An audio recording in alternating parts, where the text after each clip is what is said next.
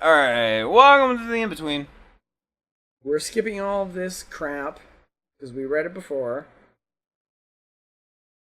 It's all good, Dalton. What's Dalton saying? He's like, not sure why I censored it with the word fabulousness, but the world already knows. The world knows already. I don't know what that means. You be you, man.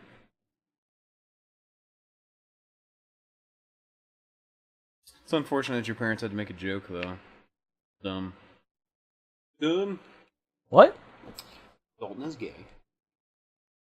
Wait, and his parents were dicks? Parents made some kind of like joke about people's fingers and something. Well, fuck and that, they used dude. him as the butt of the joke. Dude, you are an incredible human being. Like, you are blazing trails. You are an incredible person. And the old world does not apply anymore. It was if they early want after you came out. That sucks. If they want to stay in the past, let them stay in the past. You are a burgeoning path into the future. You are what's going to make this world better. People like you are going to be progressive. Blaze a trail. And not Fuck people yes. like you that are gay, but people No, people like you who have are that accepting and yeah, yeah. that have that love in your heart, that understand who you are as a person. That's important. Right. You are going to be the greatest part of the next generation. So keep doing what you're doing, man. Keep doing what you're doing. You are our heart. Do it. I'm very proud of Thank you. I'm very proud of what you're doing. I mean, I know. I've never had to have that strength. I've never been in a position to have to do that. And for you to have that strength, I am so proud of you. My heart goes out to you. I cannot believe the amount of strength you've had. I can't fathom it. So, I mean, you are one of the strongest people that I have never not met. So, well done. I love you. Apparently, his parents are really defensive of him now, but just in the beginning, unbelievably foolish, he says. So That's okay. Yeah. I mean, that's great. If you got your parents around to understand that love is love is love, that's fantastic. We're now it's a hard thing to convince people, man. And we're in a new world now, and it's tough. Like for people who are progressive to think like, well, why do people think in this old world way anymore? To have to go through that, my heart goes out to Clay? Dalton. And to bring that back to a place of love, hell yes. That's what this world is, just absolute love. Right. Yeah. Just accepting people for who they are and also being willing to open up about who you are and be confident in that, but also be in a place that you're comfortable doing. Like it's on both sides, right? Like you gotta be for both confident sides, and people have to be accepting of it. well, and both sides being ready for a conversation instead of a conflict. Totally. That's Acceptance exactly is going to be that's the end goal. Even if it starts in conflict, if it ends in compassion, hell yes. That's the world that I want to live in. Yeah. And everyone who's viewing us right now, I'm sure that you guys believe in that. So thank you to everyone. You guys are great. Yeah. I don't have anything to add, man. You're just covering it all. You're hitting all the fucking nails. You're building a goddamn house today, man. I've just been sitting here just watching you fucking work. In my capris. I ain't got shit to say. Blah, blah, blah, blah. No, I mean, Machine Gun Sandal coming 2017. For some reason, it's been kind of like socially driven today, and that's okay. Even with something so irreverent as two idiots yelling at video games with your mother, right? And then we get to tackle some of these issues and maybe give a little fucking hope to the world. I'll take it if it gets to a couple of people. Try to give people courage or comfort or whatever the solace is. We're all in this together, and of course we have to love each other, and of course we're all in this together. And I don't know why this has been such an issue, like why people don't want to do this. So I'm glad. I'm really thankful to have me on your team. Yeah, man. And to have this platform to be like, hey, let's maybe use comedy to give some people some hope. And maybe in the in-betweens, we talk about shit that they care about. And you guys can comment. Like, if you want us to talk about stuff, if you got questions, if you want to know our thoughts, feel free to, like, just throw them out. And we'll do our best to talk to you about it. We want to have an open conversation with you. We want to have an open dialogue with whoever's viewing our channel and whoever's viewing our stream. Of course we want to talk to you guys. You care enough to listen to people say fuck for 7 hours. First, YDR Gaming said something really inspiring. You are who you are. You are no one else except for you. Nobody can change that. Just don't let nobody get to you. You be proud about it. And then Dalton responded with, things I concern myself with primarily is finding players for Dungeons and Dragons and finding a boyfriend. Oddly, Dungeons and Dragons takes precedence. I can help you on D&D, my man. Can't help you in that other. Well, I've got a couple of dudes.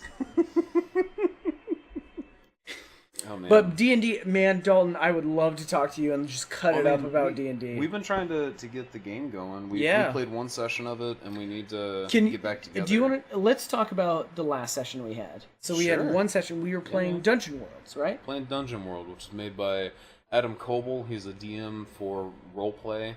If you're into Dungeons and Dragons or tabletop roleplaying or tabletop games at all, go check out roleplay. They're fucking phenomenal. I figured out how to be a DM through watching them. Yeah, they're just fantastic. And the Dungeon World system is so intuitive. It's so fun. Yeah, it's very boiled down. So we had a group of 3. 6. Well, the first game. Steve, Chris, me, Petey. Oh yeah. Yeah.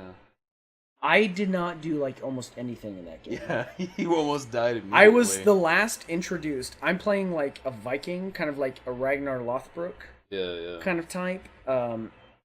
Hrofnagir, I can't remember his last name, but his name is Hrofnagir, and I walked into this bar and was immediately shot in the heart with an arrow and immediately brought back to 1 HP, and the game ended with me bleeding to death. And you were about to get in a fight with some dudes. Yes. Because they came over and were like, get this trash out of our tavern. Yeah, so I'm a Viking who has 1 HP, got shot in the chest, and, like, of course I'm going to try to kill all of them. Yeah, the whole setup for the game is that there's this great fire. There's an army of something that's burning the world to the ground. And it's pushing people to the north. And this group is seeking out what's called the World's Crown. And in the World's Crown, there's this legend of the City of the Gods. And so they're hoping to find some sanctuary there at the World's Crown. And they just so happen to pass through this town as they were meeting up. And in the next session, I can't wait to play because I wanna like further that story so much. Because actually, you know what's really funny? So I don't want anybody to feel bad when I say this, but I actually wanted to avoid the let's start in a tavern setup because it's like how every single fucking D&D game starts. And so I wrote a setup where I was like, you have already traveled to the World's Crown. You're at the gate. I said those things, right? And I remember Steve was like, well, I'm like at the tavern. I'm doing my thing. And I was just like... And then, of course... Here we are! Chris is playing, essentially a drunk Bilbo Baggins who's only obsessed with food. Right. Because she's a halfling rogue, but only wants to eat and drink. So she was there already. And I was like, okay, so if I go in here, we're going to start some shit, and we'll really, like, I tried to take it back out, and I walk in, and I'm shot with a fucking arrow. Yeah, it's just really funny that, like, I've prepped all this stuff. And, like, I know, as a DM... You can't stop. No. You can't stop an arrow. You can't stop the initial going pub. off track and doing what they want to do.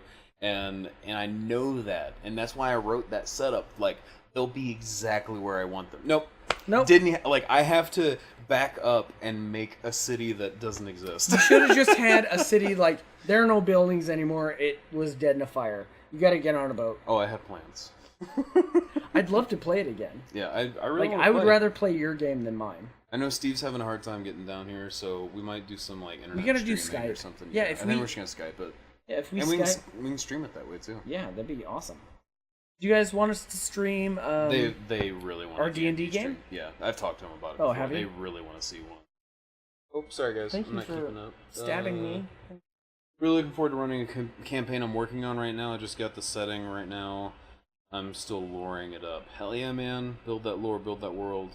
Mama Toots, I love you guys. Off to bed. It's after 11 here. Have to get up for Rifleman on AMC tomorrow morning. Yeah! I love you, Mama Toots. Sleep well. Good night, Mama Toots. Thanks for hanging out. We'll see you next Friday, hopefully. 11 o'clock. What a nerd. I'll do less method acting this game. No. You enjoy the game how you want to enjoy it, Chris. Like, I'm not mad about it happening. It's just funny, like, I did everything in my power to not start in a tavern, and it still happened. Like, that's dude, what you're I'm a pointing DM. out. Yeah. That's why I, like, for my game, it's a comedy space opera.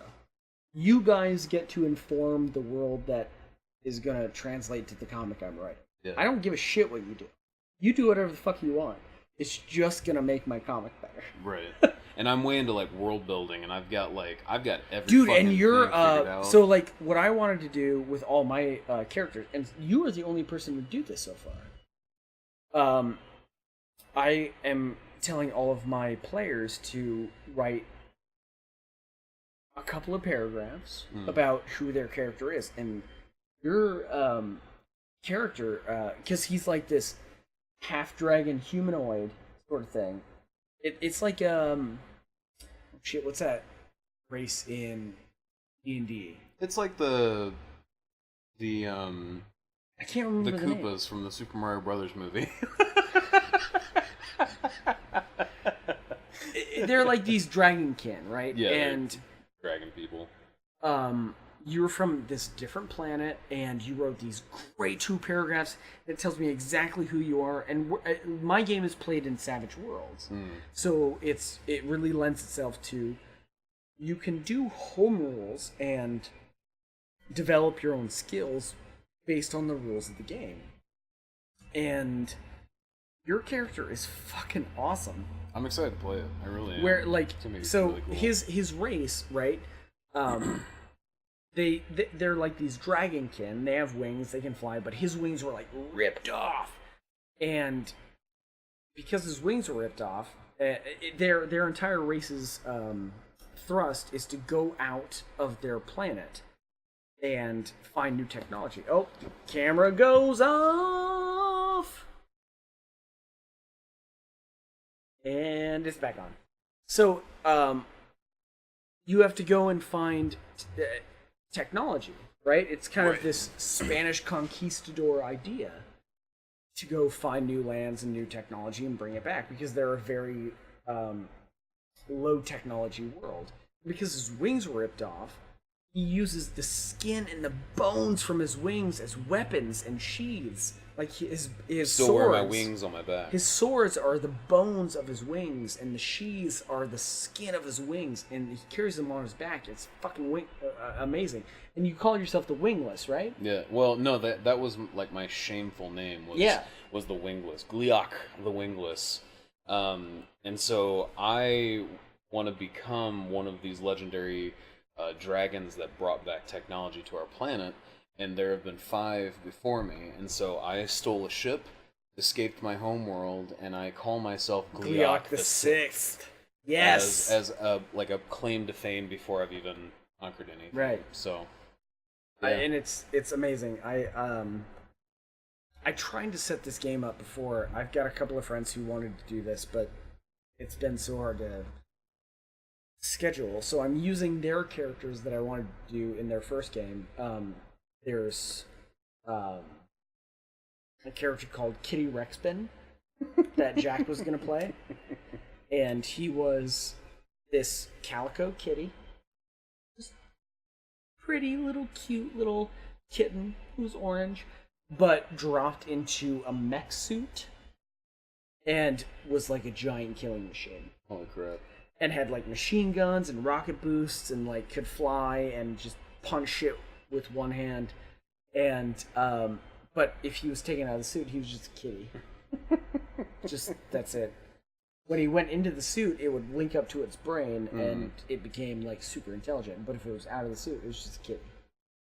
And then in the old game, we also one of my buddies, Ryan, he wanted to create this character who was he was going to be our like healer / face guy, like the diplomat, right? Sure. And he was a cloud of nanomachines, like the Grey Goo scenario happened, which, if you don't know, it's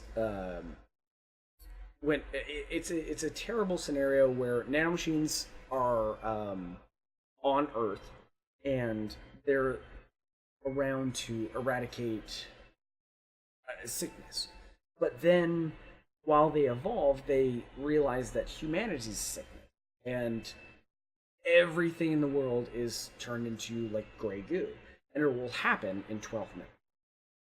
That's the timeline that was given based on, you know, all of these calculations. Right.